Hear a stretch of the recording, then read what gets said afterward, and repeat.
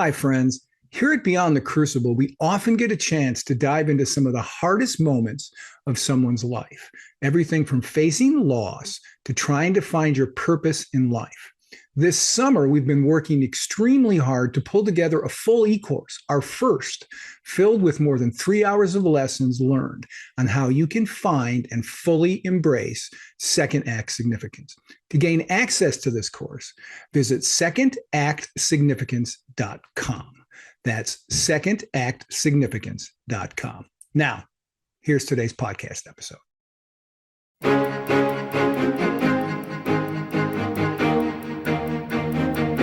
Well, welcome, friends, to Beyond the Crucible, a podcast on which we discuss some of life's most devastating, challenging events and circumstances. We call them crucible experiences, and we talk about them to offer hope and healing that, as painful as they may be, they are not the end of your story. In fact, they can be the beginning of a new chapter of your story filled with purpose and, yes, with joy. You've joined us in the midst of our special fall series, Gaining from Loss. For the next several weeks, we will be talking with guests who've experienced trauma and tragedy, but have also embarked on journeys of hope and healing. I'm Gary Schneeberger, the co-host of the show. Our host and guide is Warwick Fairfax, founder of Beyond the Crucible, who has himself gained much from loss, which gives him both insights into and compassion for others who have walked a similar path. Warwick, we have another guest today who is going to offer a great bit of information and quite a bit of encouragement today, don't we? Absolutely. It should be great. That guest today, listener, is Steve Leder, the senior rabbi of Wilshire Boulevard Temple in Los Angeles. After receiving his degree in writing and graduating cum laude from Northwestern University and spending time studying at Trinity College, Oxford University, Leder received a master's degree in Hebrew letters in 1986 and rabbinical ordination in 1987 from Hebrew Union College. He's the author of 5 books: The Extraordinary Nature of Ordinary Things, More Money Than God, Living a Life Rich Without Losing Your Soul, and the bestseller is More Beautiful Than Before, How Suffering Transforms Us, and The Beauty of What Remains, and the upcoming For You When I Am Gone, 12 Essential Questions to Tell a Life Story. Newsweek magazine has twice named Rabbi Leder one of the 10 most influential rabbis in America, but most important to Steve is being Betsy's husband and Aaron and Hannah's dad. I love the last line of this bio. He's also a Jew who likes to fish. Go figure. Warwick, take it away. Well, Steve, Rabbi Leder, thank you so much for being here. I love kind of just some of the concepts in your book, and we'll dive into it in a bit, the beauty of what remains, just what we can learn from loss and death. And I know obviously the death of your dad was pivotal in your story. But before we get into that, I'd love just a little bit of the background behind the scenes. I know you grew up in Minneapolis, so talk a bit about what life was like for you and how you decided to become, a rabbi. And so what was your background and your journey? Well, I grew up in the first ring of suburbs outside of Minneapolis called St. Louis Park. And despite the fact that it was in the middle of Minnesota, it was a small little Jewish ghetto. I walked to school in the morning with 100 Jewish kids just from my block. Now, this was only about a 20 square block area, but it was all I knew. I'm the fourth of 5 children. My dad and my uncle, who lived 2 houses down, owned a junkyard together called Leder Brothers Metal. And that's where I learned about humility and hard work. My dad grew up on welfare. He too was one of 5. My parents were 17 and 18 when they got married and had the 5 of us before they were 30, and no safety net. And I was kind of raised in this culturally rich Jewish environment with a tremendous amount of catastrophic thinking. There was catastrophe lurking around every corner. We weren't poor, but we lived like we were poor. And I was the first and only in my family to go to graduate school. And my father sat me down my junior year of college and said, Steve, I think you have a couple of choices here. When you graduate, you could go to law school and run Leder Brothers, or you could not go to law school and run Leder Brothers. Those were my two career choices. And, but because this was such a kind of blue collar upbringing, every creative pursuit was summarily dismissed throughout my childhood. You want to be a writer? Forget it. You want to be an actor? Forget it. You want to be a musician? Forget it. An artist? Forget it. You go to law school and you run a business. That was the way up and out. The one exception to that worldview was the synagogue. That was the one endeavor above reproach. That was the one place my parents would drive me to. If you wanted to play hockey, you were on your own. You wanted to play baseball, you were on your own. But the synagogue somehow was acceptable. And it was there that I was allowed to express myself and be creative. And it was there that I met erudite, educated people. And I remember thinking at that age, wow, if I could ever have a job where I got to wear a suit and a tie every day, wouldn't that just be the most remarkable thing? Because really, the business my family was in was a very dangerous, gritty, dirty, freezing cold, and very hot, kind of life. And that was really it for me. I always just loved being there and expressing myself. And I remember telling my dad my senior year of college that I was going to apply to rabbinical school, and his first response was, "Rabbis are beggars. Why would you do that?" So we had a kind of difficult time about that. And yet, once I was ordained and was in Los Angeles, my parents had a condo in Palm Springs, and they would drive in on Saturday morning to hear me preach. And it wouldn't matter if there were 200 or 2,000 people out there. All I saw was one set of teeth smiling, and it was my dad. So he came around and ended up being quite proud of what I chose to do. I mean, that's an amazing story, because it sounds like it wasn't like there was all these options here open to you, and you obviously wanted to live a different life than your parents and, your uncle that I guess was in business. And that's not a judgment. It's just, it's your life and you wanted to do something different. So it's interesting. And I love in the book how you talk about, I think you were at a Jewish summer camp, and so, the rabbis, are in T-shirts and shorts, and they're throwing baseballs, and none of rabbis could be cool. And I had no idea, because the rabbis where I grew up in my home congregation were these very old, stuffy, kind of Germanic, and like yellow teeth and greasy hair, and they were scary.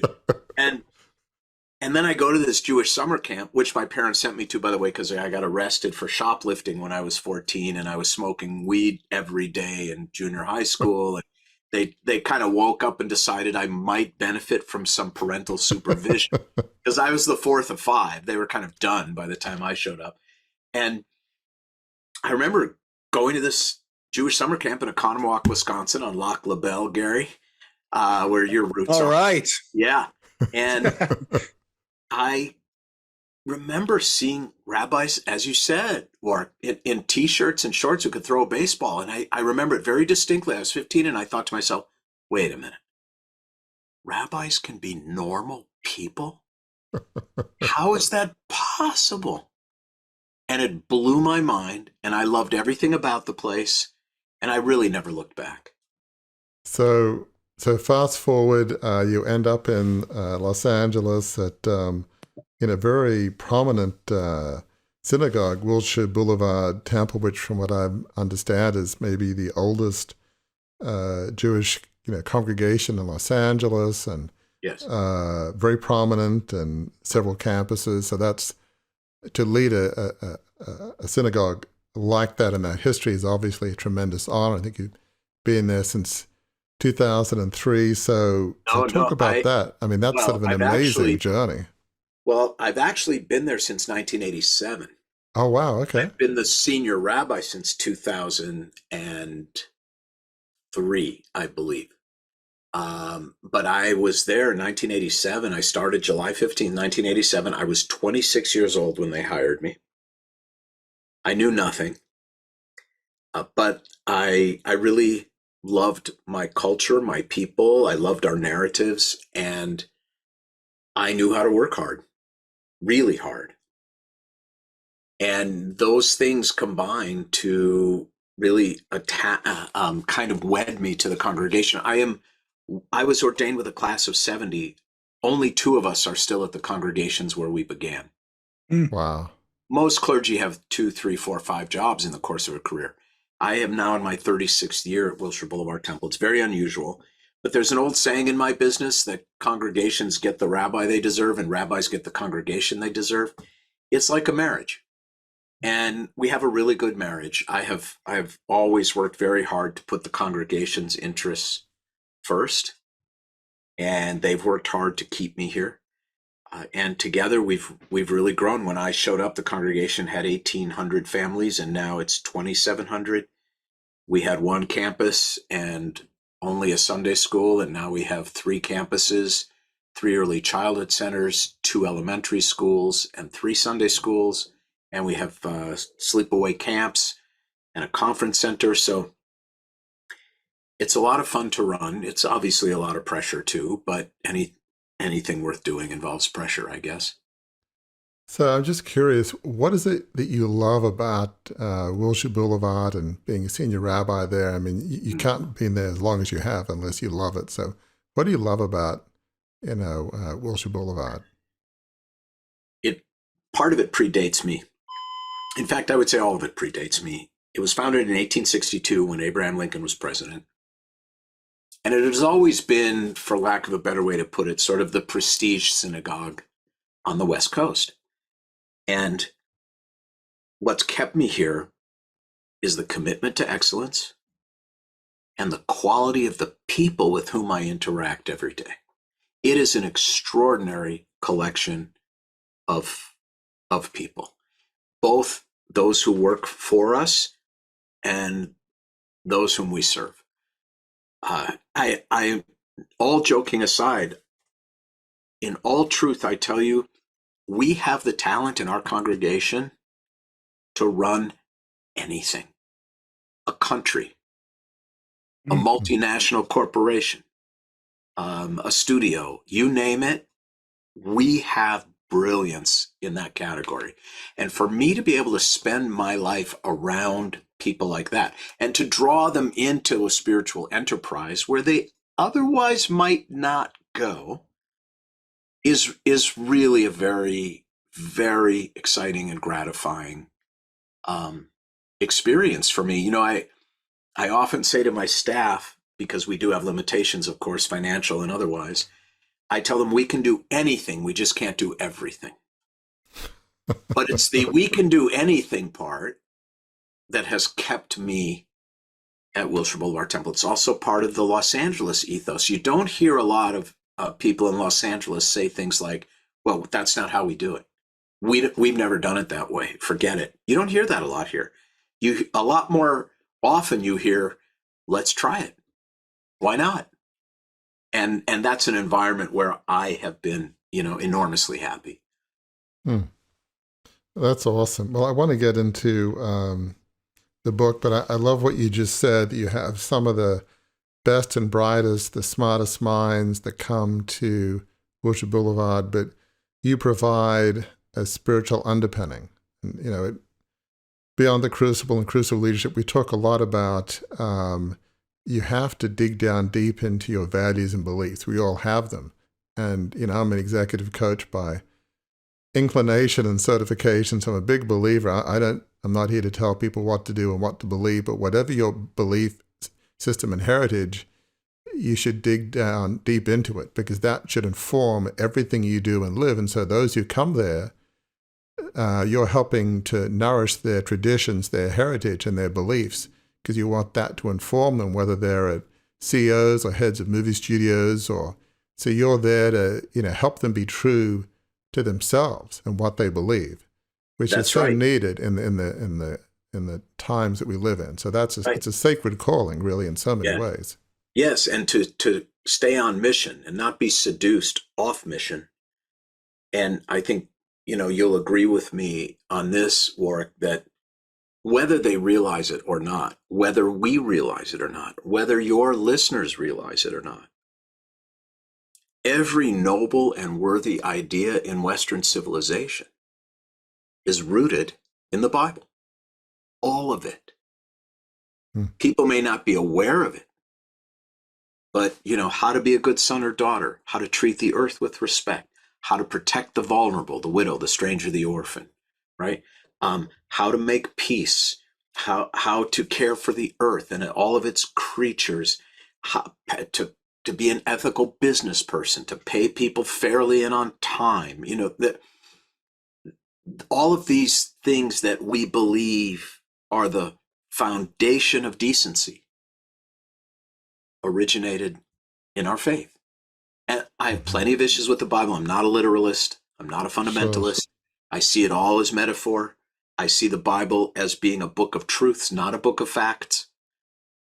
But nevertheless, those truths, which we believe are self-evident, they originated in the Hebrew Bible. And therefore, if we lose that, we can get away with that for a generation or two or three, right? You can sever values from the vehicle that has transported them for a couple generations, but eventually you lose the values. And unfortunately, America is no longer a culture that we can trust with those values. If we lived in the America of Jefferson and Lincoln, maybe, but we don't. Our cultural exemplars, our symbolic exemplars today are, Kanye West and the Kardashians, so is that really going to be the vehicle to transport these crucial values through our culture? I highly doubt it. Wow, that's so well said. Well, I'd love to dive into that more, but I want to make sure we get to some of the things in your most recent book, The Beauty of What Remains, and I'm sure that continues in the book that's going to be coming out soon for you when I'm gone, because this series is about loss. And I find it interesting to say, or that you've said, I think you gave maybe 1,000 different eulogies. You had one that was really very widely respected. You thought, I've got this kind of eulogy stuff down. After about 1,000, I think, what they say, practice makes perfect. Had a lot of practice. Maybe I'm not perfect. Must be getting somewhat close. But then your dad died, which sort of transformed your thinking. So I love the thinking behind that title. Talk a bit about what lies behind the title of The Beauty of What Remains.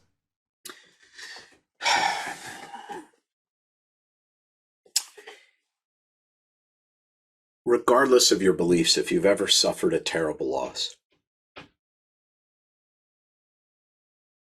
it's not the end of the relationship. It's not the end of love. And we can take these terrible losses and use them to ennoble our lives. Dostoevsky said his greatest fear was that his life would not be worthy of his suffering. That is such a powerful idea. We all go through hell, all of us. And there are many forms of hell.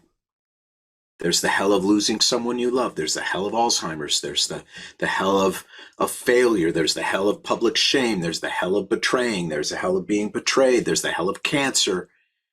There's the hell of a kid in trouble, the hell of addiction. We all go through hell. But the point is not to come out of hell empty-handed. That is the point. Can you come out of hell with something that ennobles your life and gives you, and can you find some purpose within it? And I think that idea from Dostoevsky is, can we be worthy of the suffering we've endured? That's the mission. And that can actually make our lives more beautiful. You know, my father's death has changed my life.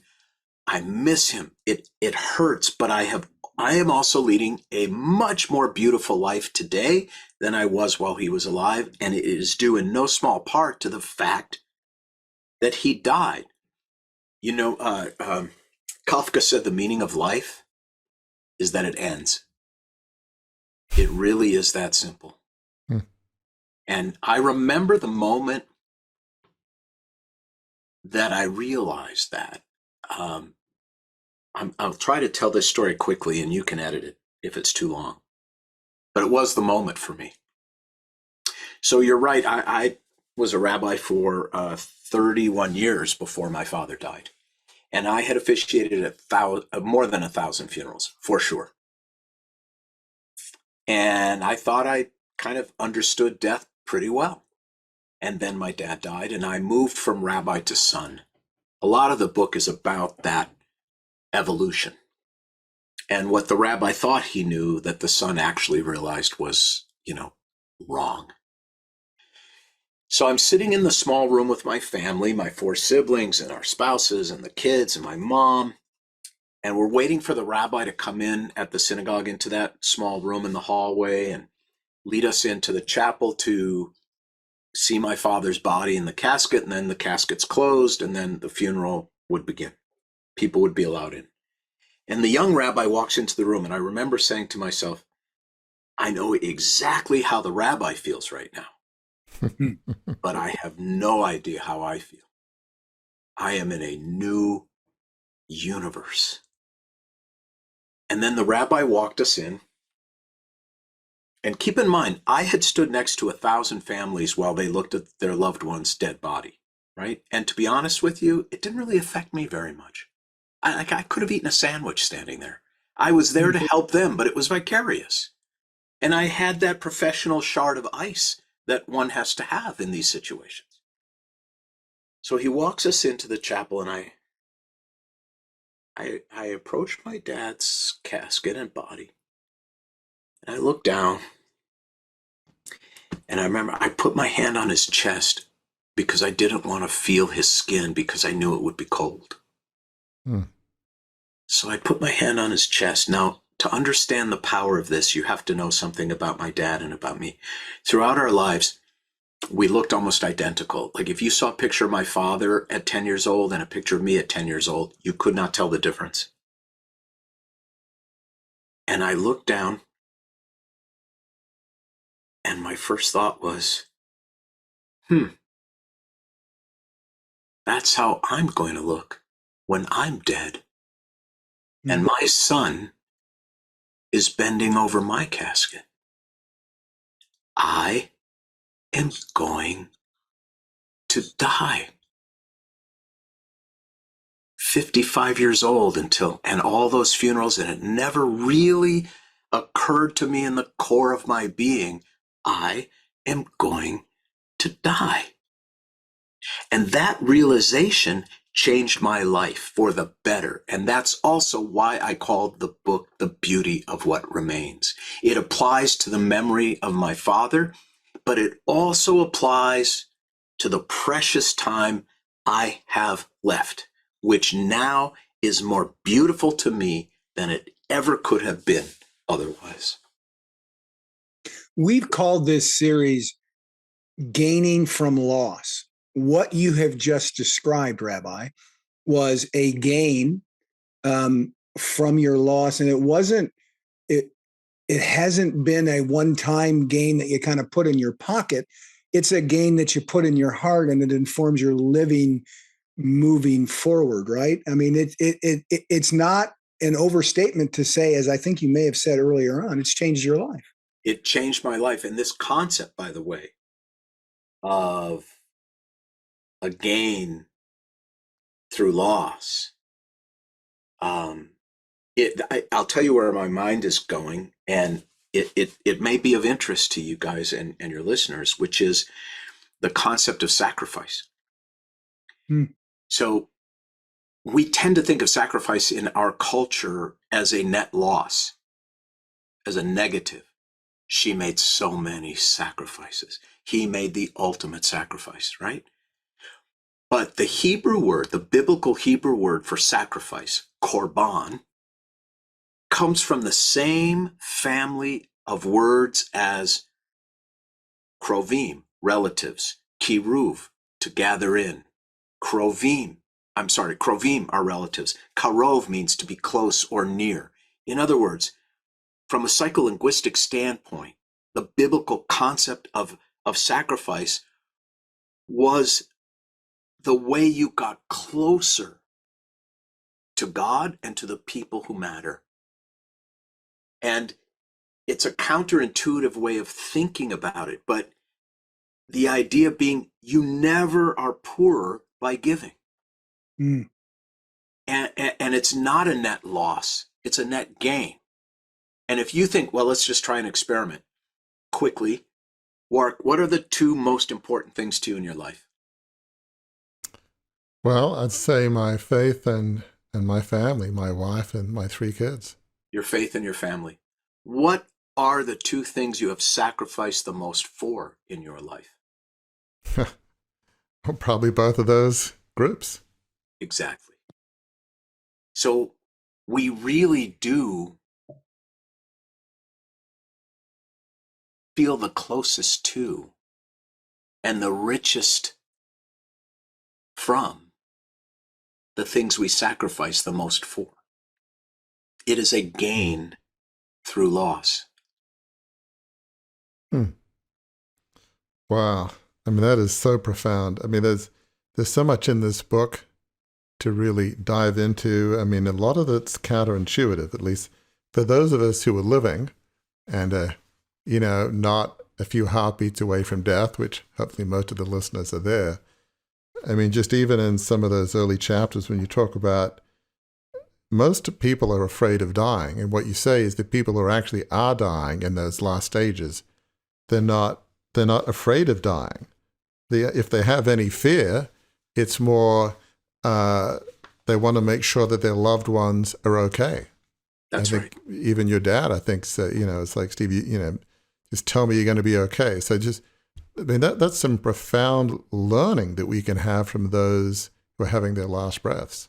Yes. Death is as natural as any other part of our lives. And the closest thing and by the way, let's be clear, I'm talking about people who are literally actively dying a day or two away from death. I've been at hundreds of those bedsides. I always ask, Gary, are you afraid? And the answer 100% of the time is no, not for themselves. And the closest thing that I can compare it to for the living is imagine yourself with the worst jet lag you've ever had in your life. Right? You are just a freaking zombie. What do you want to do? All you want to do is get to that hotel, get into bed, darken the room, and pull the covers up over your head and go to sleep. You're not anxious about going to sleep. You're not depressed about going to sleep. You're not sad about going to sleep. It's the most natural thing in the world. That's the closest analogy I can give you to what it means to be a day or two from death. Now you might say, well, what about the people who die suddenly, Steve? Aren't they afraid? No, because they don't know it's coming. You get hit by a bus, you don't know it's coming. So really, this fear of death is not, it's really catastrophic thinking. It is not how it goes down. It seems like, as you thought about your dad's death and what happened, and just more generally, you have one chapter you talk about Psalm 23, which, as you rightly say, in Christian and Jewish, funerals, it's prominent in almost all, and this idea that we don't stay in darkness forever, that we move forward despite very real losses, and I love how you say somewhere right. You move. Rushing past the pain isn't fair to our hearts. So talk about how that, there is darkness with death, but yet it's not the end. Obviously, if you're a person of faith, it's not the end for them, but it's also not the end for us who are living. Right. That's right. The verse you're referring to is, yea, though I walk through the valley of the shadow of death, I shall fear no evil, for thou art with me. The poet is telling us it is a long, dark valley, but we walk through it. We can put one, and sometimes in life, just being able to put one foot in front of the other is a profound act of faith. And grief is one of those times. By the way, also, if you think deeply about this metaphor of grief being a valley of shadows, if you think deeply about a shadow, no matter how long, no matter how dark, it's actually proof of light. You cannot have a shadow unless a light is still shining. It's obstructed. In the psalm, it's the sunlight obstructed by mountains because you're in a valley. In grief, it's obstructed by loss. I often say to people, grief is love obstructed. It's there, it's shining, but it is obstructed. A shadow is proof of light. Pain and grief are proof of love. And also, I think now this is where I think the poet misses the point. And where, by the way, I'm 62 years old, my entire generation missed the point. And every generation to follow, because we were all raised under the thinking of Elizabeth Kubler-Ross, who divided death and dying and mourning and grief and loss into stages, 5 stages. And that implies that grief is a linear process. And what I learned in the aftermath of my father's death is that grief is an entirely non-linear process. You know, Kubler-Ross, you would think, okay, first I'm going to feel A, then B, then C, then D, then E, and then I'm done. Like grief is some kind of rash that clears up. Right. In the book, I say that anyone who thinks the shortest distance between 2 points is a straight line knows nothing about grief. Because grief is non-linear. Therefore, you cannot do it wrong. You cannot do it out of order. And the only expert in your grief is you. And I feel that grief, for me at least, and I think for many, is much more like waves. I think waves are a better metaphor because they come very close together and they're very large and very aggressive at first. But they do spread out. They do become less frequent. They become less aggressive. The undertow is not quite as powerful. And it is equally true that you can have days, weeks, months, years even of calm, beautiful seas. Your back is turned one day and some rogue wave of grief just rises up and takes you down. And that's the truth of it. Now, that grief taught me something that made my life better. To extend this wave metaphor. Before my father died, I was the kind of guy who, when confronted with a wave of anything, a wave of anxiety, a wave of hard work, a wave of illness, didn't matter. I would plant my feet in the ground, stick my chest out and say, come on. I'm stronger than any wave. I am going to hold my ground. But we all know what happens to someone whose default setting is such when a new kind of wave hits them, a typhoon, a tsunami that they have never, ever experienced before. You end up being thrashed, turned upside down, smashed against the rocks, scared, grasping, flailing, gasping for air. That's what happens when you try to stand up to a certain type of wave. So what I learned is there's a better way, which is when you see these and feel these enormous waves coming, you lie down and you float with it until you can stand up again. And I also discovered that while you're floating, if you reach your hand out, very often there's someone standing near you who will take your hand and help lift you from that suffering. Mm-hmm. And that changes your entire life. The Talmud says, prisoner, let me just tell you this one thing, Gary. Yep, sure. The Talmud says the prisoner cannot free himself. Mm-hmm. That's a very powerful insight, particularly for men, by the way. Yeah. Oh, well said. This last several minutes of conversation, what pops in my head is something I read in an interview that you did talking about the pandemic, Mhm. where you talked about coming out of the pandemic, the emotion that you felt. Someone asked you, how did you feel going through that emotion? And yeah, there was a lot of grief for a lot of people. And we've been focusing a little bit on death, but you started out by talking about all kinds of things that can cause loss and grief. The pandemic was one of those things. And you said that when asked what was your emotion coming out of that, you said gratitude. And it's led me to want to ask you this question. And I've asked other guests, have you found loss? I mean, have you found gain from loss? But I want to ask you this, it sounds like what you're talking about. We tend to think the opposite of grief is joy. Seems to me maybe what you're talking about, especially that idea of if you reach your hand out while you're resting, there's a hand there to help you go through it. Maybe is it possible, or in your view, is the opposite of grief gratitude? Is that a fair statement to make? Very. First of all, I don't think there is an opposite of grief. Okay. All of life is separation and loss. Blessings don't come any other way.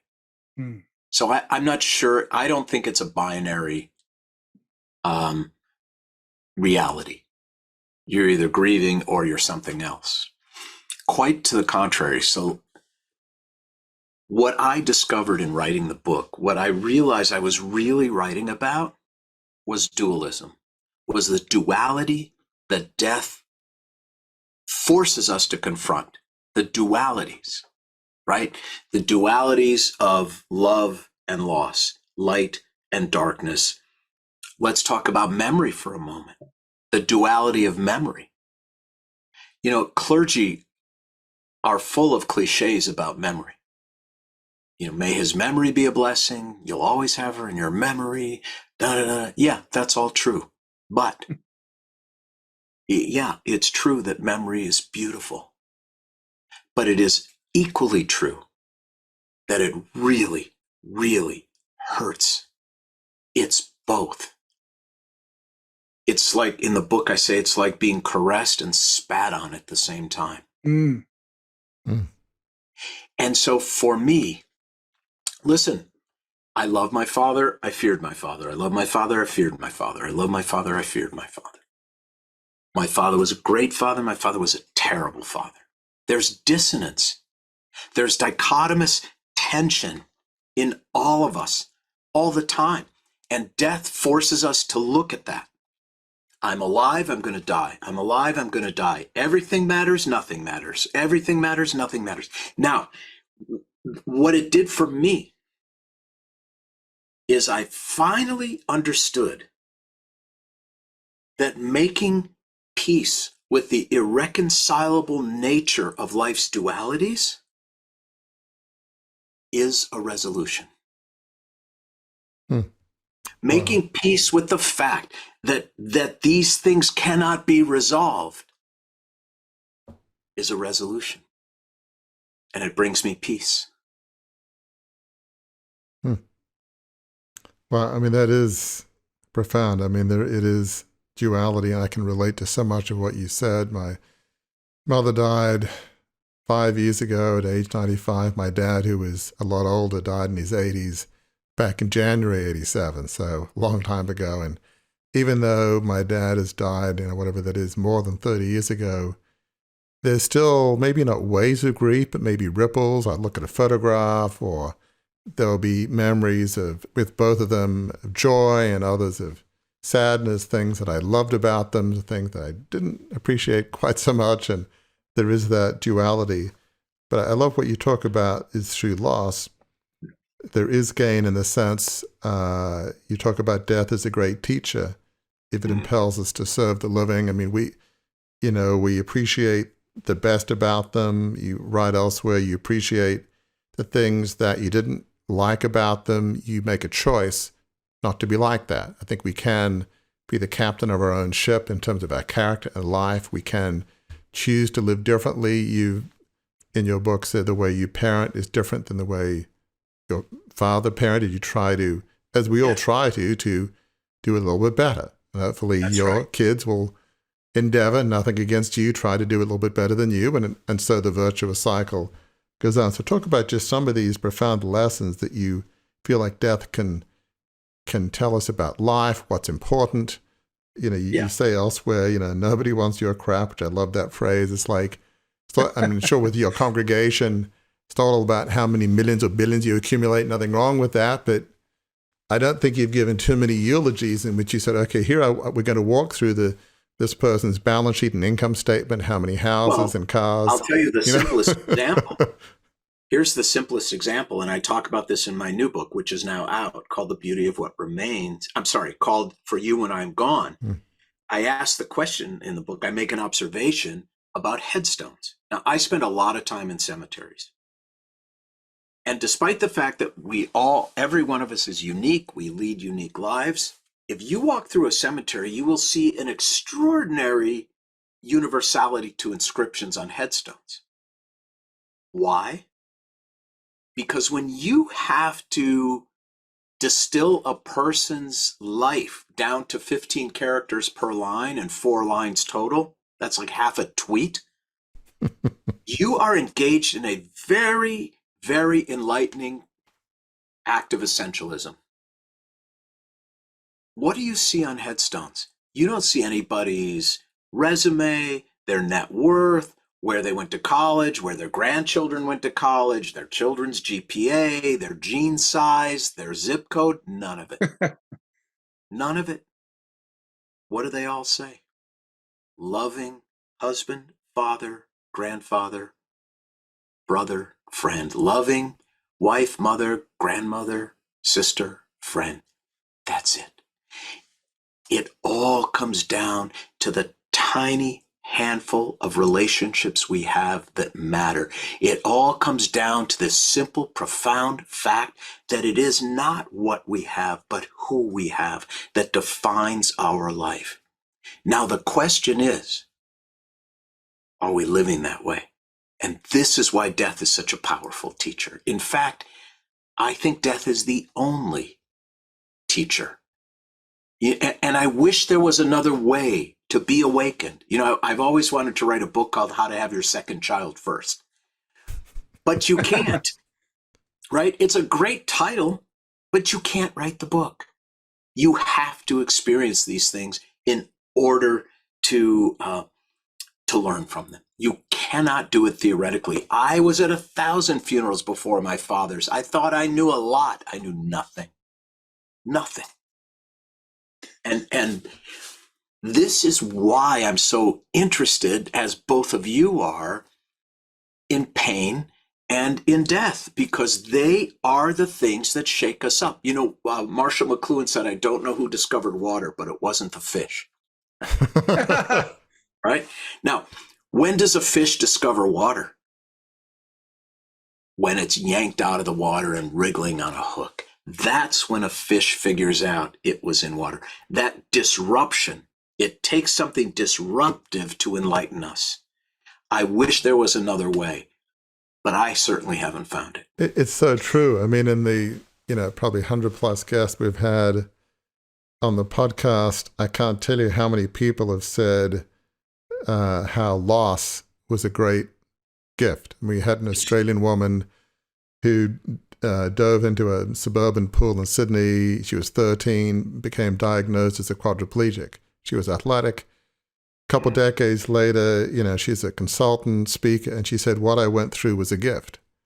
That to me, I'm not saying that's right, but there's a sense of loss can teach us. Even in my own case, losing a 150-year-old family media business on my watch, I've learned so much from that. There's even gift in there. It's kind of a crazy concept. In its own way, it probably liberated you, right? Indeed. Well said. Yeah. Well said. Yeah. Because I'm sure as hell happy I'm not running Leder Brothers Metal. I would be rich and bored.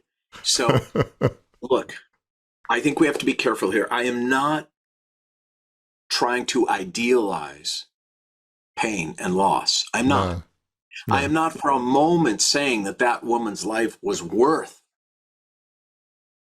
becoming a paraplegic or a quadriplegic. What I think we are all saying is, but neither is it worthless. If you have to go through hell, don't come out empty-handed. And that's really, you summarize it so well. We don't choose the catastrophes, the crucibles, the calamities that happen to us, whether it's death, a car accident, Alzheimer's, a cancer diagnosis. None of us choose that. None of us want to go through that. But if you have to, at least have some good come out of it, learn something from it, so. And if nothing else, it deepens our empathy for the suffering of another. Amen. It so does. There's one quote you say in some articles that you talk about living as a good ancestor. I love that phrase. And, other people talk about, what do you want your eulogy to be? Live that eulogy today. I mean, a couple different writers I've come across have said that. And that's so profound, because you don't want to be on your deathbed with your, I think, 2 kids, is it? Saying, Dad was pretty good, but I wish A and B, I mean, none of us are perfect.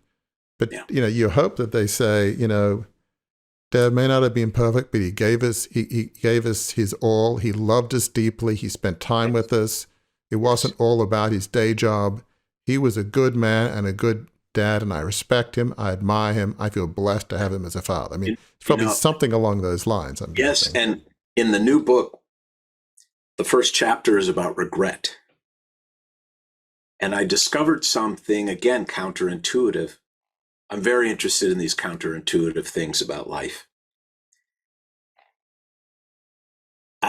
In looking at what most people regret at the end of life, I discovered that what most people regret most is not something they did. It's something they didn't do. It's not the mistakes of commission. It's the mistakes of omission that people regret most. Because, as I often say to people, you cannot have a better past. If you missed an opportunity, you cannot have a better past. So regret, ideally, should impel us, like loss, like pain, to march into a better future. I am not going to regret my omission to say that sound you heard, listener, was the captain turning on the fasten seatbelt sign. And for the first time in 140 episodes, I get to say the reason that we're going to have to land the plane here is that Rabbi Leder needs to catch a connecting flight in a few minutes. That's right. Before I go, Rabbi, please tell listeners how they can find out more about you on the internet, how they can find your books. How can they learn more about Steve Leder? Well, thank you. I appreciate the question. My books are all on Amazon. Just go to Steve Leder, Leder. The new one came out in June. It made the New York Times bestseller list, which I'm really proud of. It's a team effort to get that far, believe me. I'm on Instagram. That's one great way to follow me and kind of keep up with what I'm thinking and doing. And that is at Steve_Leder, again, Leder. I have a website, steveleder.com. You can find me at Wilshire Boulevard Temple at that website. And that's the easiest way to kind of connect. And I actually do answer all of my DMs myself on Instagram. So if you want to communicate, that's a great way to do it. Awesome. Warwick, we've got a couple minutes left before we have to bid farewell to the rabbi. What's your final question? Well, you have so many profound quotes in the book that we've just been discussing. But there's one kind of at the end, and it says, "The older I become and the more distance from my father's life and death, the more I realize how incumbent it is upon us all to make the legacy we inherit more beautiful and more authentically our own, not only by living as our loved ones lived in their finest moments, but also by choosing what what not to carry forth from their worst. So as you think about your father's death and loss, how would you summarize just some of the most profound lessons that you learned from that experience that you want your congregation and especially your kids to learn from the death of their grandfather? Let's start with the negative and end with the positive. I did not and will not continue to raise my children to fear me. I grew up with a dad who said, I don't want to have to hit because if I do, I break bones. I do not want to raise my children to believe that there is catastrophe lurking behind every corner. And I do not want to have the kind of marriage my parents had, which was horrible. And I don't want to be belittling and judgmental in the way my father was. Those are the negatives. Those are the things I've tried to leave behind. On the positive side, and there are many, my father had an amazing ability to enjoy a moment in the moment. He would often, when he was eating something delicious and usually cheap and plenty of it, he would just look at me and say, are we living? Like, is this not the greatest thing ever, this hot fudge sundae? Are we living? Like, or walking in the sunshine. You know, he grew up in the cold, and the sunshine was a miracle to my father. So those things, the appreciating the extraordinary nature of the most ordinary things. A slice of a ripe avocado made my father so happy. So I try to remember those things. And also, he was really funny. He really loved to laugh. And he was wicked smart. And he worked so hard for so long. And those are things that I hope I can enhance and bring more deeply into the world. And it was shown to us sometimes in very odd and difficult ways. But he was fundamentally committed to all 5 of his children being good people. Mm. And I hope that I have done the same, not only with my children, but with my entire congregation. And that to me will be honoring the best of my father. What you have just heard, listeners, is what gaining from loss sounds like, with Rabbi Steve Leder, who has a plane to catch. So until we are together the next time, thank you for being with us.